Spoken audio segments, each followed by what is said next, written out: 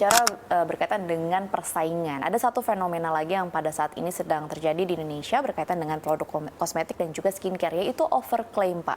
Kita jangan bicara berkaitan dengan kandungan-kandungan yang dilarang dulu begitu, tapi overclaim dalam artian kita sebut saja misalnya salah satu yang paling hits ini kandungan niacinamide yang lagi hits di kaum wanita.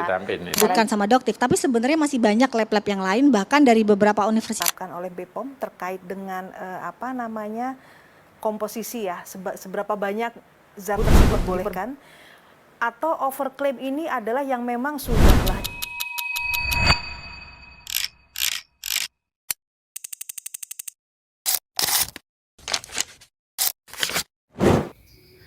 Halo semua, perkenalkan saya Susi dari kelas 3C mahasiswa jurusan Administrasi Bisnis Politeknik Negeri Madiun. Di sini saya akan membahas mengenai etika bisnis dan kode etik. Etika bisnis dan kode etik yaitu dua hal yang sangat penting dan wajib kita pahami sebelum terjun ke dunia kerja maupun dunia usaha. Di dunia bisnis, keuntungan memang penting, tapi apakah semua cara boleh dilakukan demi keuntungan?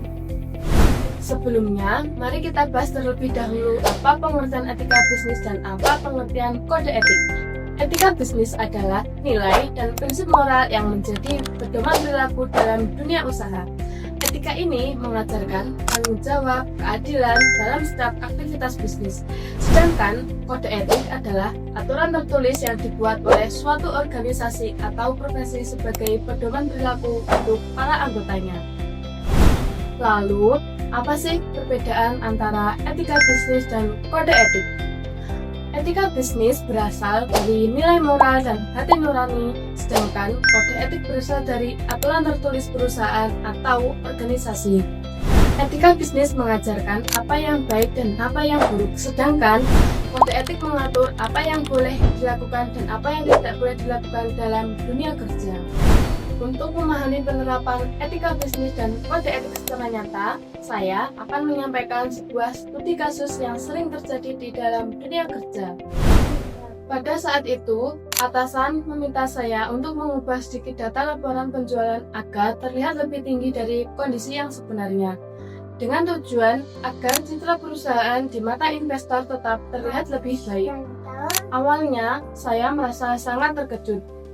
Di satu sisi, saya hanyalah seorang mahasiswa magang, namun di sisi lain, saya menyadari bahwa mengubah data merupakan tindakan yang bertentangan dengan nilai kejujuran.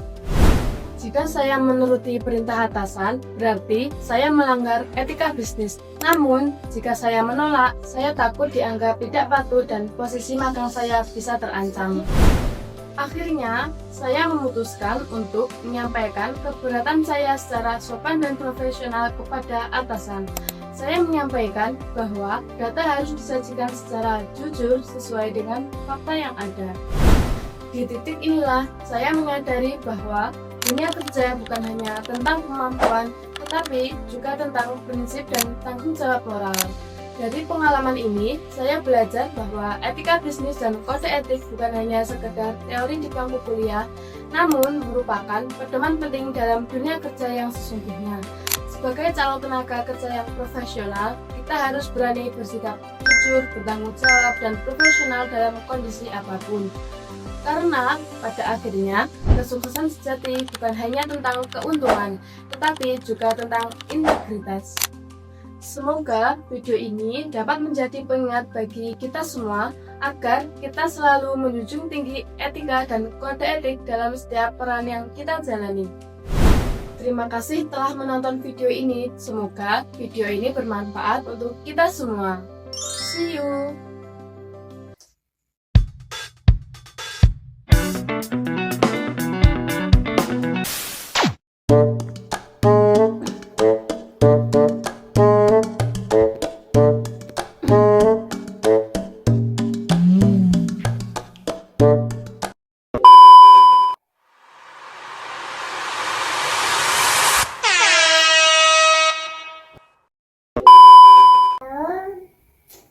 Whoosh! mau.